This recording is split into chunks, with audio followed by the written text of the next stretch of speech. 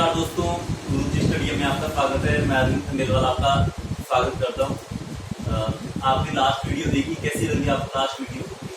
Comment करके बताएं मुझे जरूर से, और मुझे मोटिवेशन मिलेगा ऐसे, ठीक है। और ज़्यादा से ज़्यादा चैनल को शेयर करें और वीडियो को शेयर करें और सब्सक्राइब जरूर से करें, ठीक है। आओ अपन चलते हैं, आज पृथ्वी की उत्पत्ति से शुरू करते हैं। पृथ्वी की उत्पत्ति और विकास क्रम क्या रहा, ठीक है। तो आइए शुरू करते हैं। पृथ्वी की उत्पत्ति एवं विकास, ठीक है।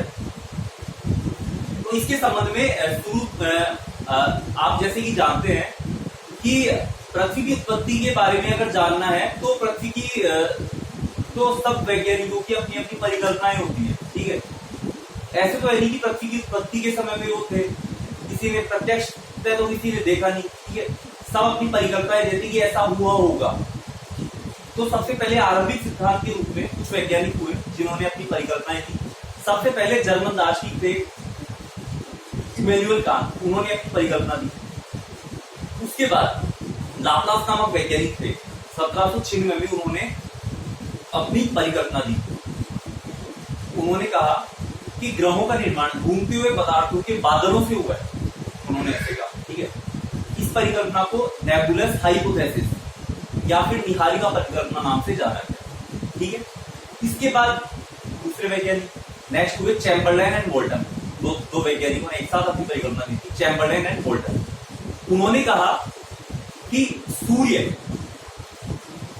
के पास से एक भ्रमणशील तारा गुजरा और भ्रमणशील तारे में गुरुत्वाकर्षण बल इतना अधिक था कि सूर्य से सिगार के आकार का एक पदार्थ बाहर निकला, और जब भ्रमणशील तारा बहुत दूर पहुंच गया तो वो सिगार के आकार का पदार्थ था, वो सूर्य के चारों ओर चक्कर काटने लग गया और उसी पृथ्वी का नाम दे दिया।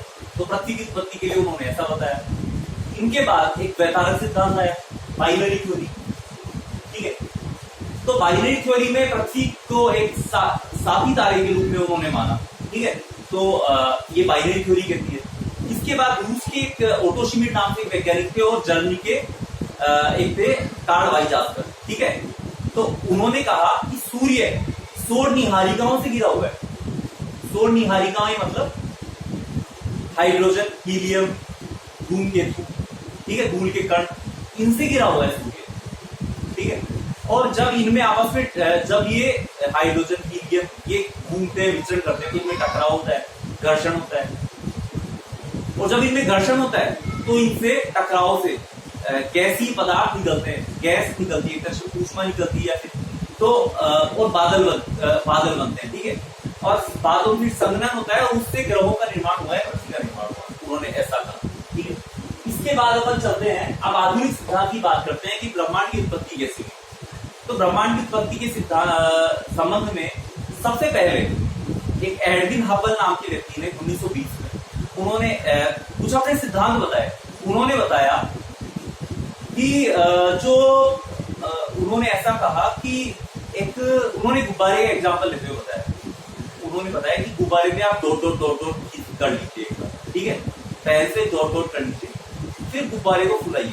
उन्होंने डॉट्स को माना आकाशगंगा। अब मैं तुम्हें बताया था सबसे पहले कि आकाशगंगा क्या होती है। आकाशगंगा होती है असंख्य तारों का समूह होता है आकाशगंगा, ठीक है, यानी कि असंख्य तारे मिलकर आकाशगंगा कहलाते हैं और असंख्य आकाशगंगाएं मिलकर ब्रह्मांड कहलाती है, ठीक है। अब अपन चलते हैं वापस उत्पत्ति के संबंध में। एडविन हबल ने कहा कि आप गुब्बारे में डॉट डॉट्स कर लीजिए। डॉट्स को उन्होंने आकाशगंगा माना। उन्होंने कहा कि आप गुब्बारे को फुलाइए, बैलून फूलेगा। तो उन्होंने कहा कि अब इनके बीच की दूरी बढ़ रही है, ठीक है, डॉट्स के बीच की दूरी बढ़ रही है, उन्होंने ऐसा कहा, ठीक है। तो इसका मतलब आकाशगंगाओं के बीच की दूरी बढ़ रही है। तो उन्होंने ब्रह्मांड के विस्तार की परिकल्पना दी कि ब्रह्मांड हमेशा विस्तारित परिकल्पना थी कि ब्रह्मांड का विस्तार हो रहा है दिनों दिन, ठीक है। लेकिन वैज्ञानिकों ने, जो अन्य वैज्ञानिक थे, उन्होंने इस परिकल्पना को सही नहीं माना, आंशिक तौर पे सही माना। आंशिक तौर पे सही कहते कि ब्रह्मांड आकाशगंगाओं के बीच की दूरी तो बढ़ रही है, लेकिन उन्होंने जो एग्जांपल दिया कि गुब्बारों पे डॉट्स लगाए, तो डॉट्स जब फुलाएंगे गुब्बारा तो डॉट्स के आकार में भी तो वृद्धि होगी, यानी कि आकाशगंगा की भी वृद्धि होगी। जबकि ऐसा वो नहीं मानते थे, जो अदर वैज्ञानिक थे वो ऐसा नहीं मानते थे। तो उन्होंने इसको आंशिक तौर पे ही सही माना, ठीक है। उसके बाद उन्होंने बिग बैंग थ्योरी आई, ये सर्वमान्य सिद्धांत रहा, सबने बिग बैंग थ्योरी को माना। ये क्या थी?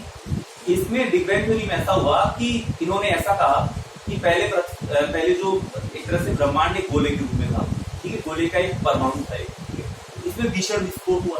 भीषण विस्फोट के तहत इसमें बहुत सी ऊर्जा बाहर निकली, ठीक है, ऊर्जा सब तरफ फैल गई, ठीक है, ऊर्जा बाहर निकली और ऊर्जा के तापमान इतना अधिक था, तापमान बहुत ज्यादा था ऊर्जा।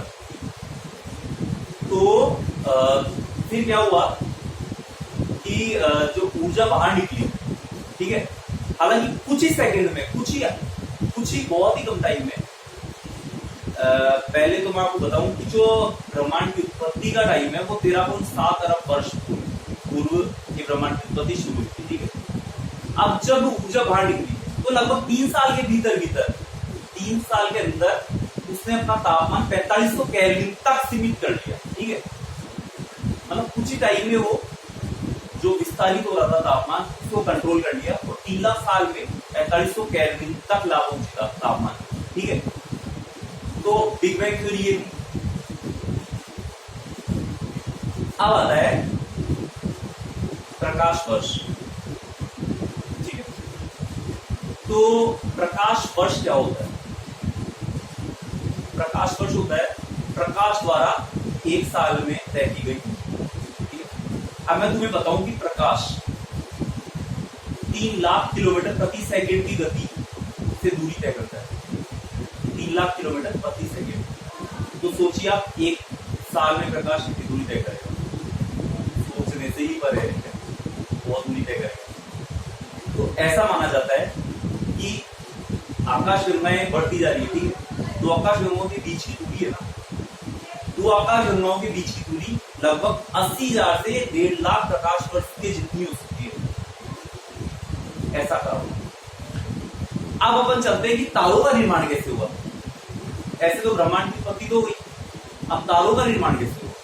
तो तारों के निर्माण के संबंध में क्या हुआ कि जब ब्रह्मांड की उत्पत्ति हो रही थी, जब ऊर्जा बाहर निकली तो ऊर्जा से अनेक पदार्थ भी बाहर निकले, ठीक है। तो वो उनमें घनत्व भी अलग था, भिन्न था, तापमान भी भिन्न था, अलग अलग गुरुत्वाकर्षण बल। तो जिनमें वो तो गुरुत्वाकर्षण बल से वो एक दूसरे की साइड आपस में एकत्र होने लगे। एकत्र होते होते वो एक हाइड्रोजन के संचयन कर लिया उन्होंने, हाइड्रोजन गैसों का संचयन कर लिया, हाइड्रोजन गैसें इकट्ठी कर ली, ठीक है। हाइड्रोजन गैसों के संचयन से वो गैस के पिंड बन गए। वो पिंड बनने के बाद वो उन्होंने तारों का रूप ले लिया, ठीक है। ऐसे हुआ तारों का निर्माण, ठीक है। अब आगे आते हैं कि ग्रहों का निर्माण कैसे हुआ। तो ग्रहों का निर्माण ऐसे हुआ कि जैसे कि तारों का निर्माण हुआ, ठीक है, तो तारे धीरे धीरे क्रोड के रूप में परिवर्तित हुए, ठीक है।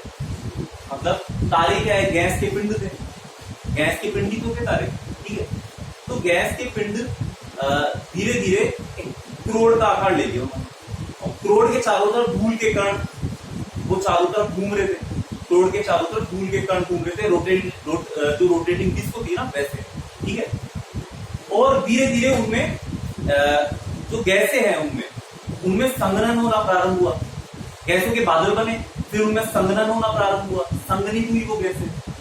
संघनित होने के बाद धीरे धीरे क्रोड को ढकने वाला जो पदार्थ था ना, जो गोला था, वो ग्रह अणु के रूप में परिवर्तित हो गया और बहुत सारे ग्रह अणु मिलके, बहुत सारे ग्रह अणु मतलब ग्रहों के अणु मिलके एक ग्रह का निर्माण कर दिया, ठीक है। तो ग्रह का निर्माण ऐसे हुआ। अब अपन चलते हैं कि सौर मंडल क्या है, ठीक है। ग्रहों का निर्माण देखा अपन ने, तारों का निर्माण देखा अपन ने, ब्रह्मांड की उत्पत्ति देख ली अपन ने, आरंभिक सिद्धांत देख लिए। अब चलते हैं कि सौर मंडल। सौर मंडल जो है वो सौर मंडल के अंदर क्या है कि लगभग आप मानिए 8 तो ग्रह हैं, 63 उपग्रह, ठीक है।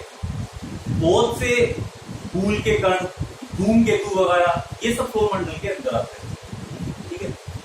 अब अपन सौर मंडल के अंदर देखें 8 ग्रह कौन कौन से। तो सूर्य के पास जो 4 ग्रह हैं वो पार्थिव ग्रह बोले जाते हैं, पार्थिव ग्रह, टेरेस्ट्रियल प्लेनेट, ठीक है। और जो उसके बाद के जो ग्रह हैं, जो 4 से जो बाद वाले ग्रह, उनको बोला जाता है जोवियन ग्रह। तो पहले 4 पार्थिव ग्रह और बाद के 4 जोवियन ग्रह। ठीक है, अब पार्थिव ग्रह और जोवियन ग्रह में डिफरेंस क्या है? तो पार्थिव ग्रह तो शैल यानी चट्टानों के रूप में, चट्टाने हैं यहाँ पे, ठीक है, ठोस पदार्थ के रूप में, ठीक है। और जो जोवियन ग्रह है वो गैस के पिंड है। अब ऐसा क्यों कि जोवियन ग्रह गैस के पिंड के रूप में है और ये चट्टानों के रूप में है? तो इसके पीछे लॉजिक है। जो सौर पवने हैं, सूर्य है, सूर्य से जो सौर वायु निकलती है ना, सौर वायु ने क्या किया, उसके पास के जो 4 ग्रह हैं उनको, उनके धूल के कणों को, उनको सबको एब्जॉर्ब कर लिया, उनको उड़ा ले गई। ठीक है, उनको एब्जॉर्ब कर लिया सूर्य की जो सौर वायु है। उसमें इतनी शक्ति थी कि वो 4 पास के 4 ग्रहों तक एब्जॉर्ब कर सकती थी। उसमें इतनी शक्ति नहीं थी कि बाद के 4 ग्रह वहां की जो गैसें हैं उनको भी ऑब्जर्व कर सके या फिर धूल के कणों को ऑब्जर्व कर सके। उसने पास के 4 ग्रहों की गैसों को ही ऑब्जर्व किया, तो वहां पे शैल के रूप में ये 4 ग्रह बच गए और अगले 4 ग्रह गैसीय पिंडों के रूप में आ गए। अब सबसे पहले देख लेते हैं 4 ग्रह, 8 ग्रह है कौन कौन से। ठीक है, तो सबसे पहले 4 ग्रह हैं बुध, वार के हिसाब से याद कीजिए आप। ठीक है, जैसे कि अपन संडे मंडे करते हैं ना, सोमवार मंगलवार बुधवार, तो सबसे पहला जो सूर्य सबसे नजदीक है बुध है। ठीक है, फिर गुरु को छोड़ दीजिए आप, तो शुक्र है, बुध के बाद शुक्र आता है, फिर रविवार को पृथ्वी मान लीजिए आप, तो बुध शुक्र पृथ्वी, और सोम को छोड़ दीजिए मंगल। बुध शुक्र पृथ्वी और मंगल 4 तो ग्रह ये हो गए। और उसके बाद के देखिए आप, बृहस्पति, शनि, शुक्र को छोड़ दीजिए, अरुण और वरुण। ठीक है, तो बाद के 4 ये हो गए। तो जो बृहस्पति, शनि, अरुण और वरुण ये तो है गैसीय पिंड वाले, और जो शुरू के 4 हैं बुध शुक्र पृथ्वी और मंगल, ये हैं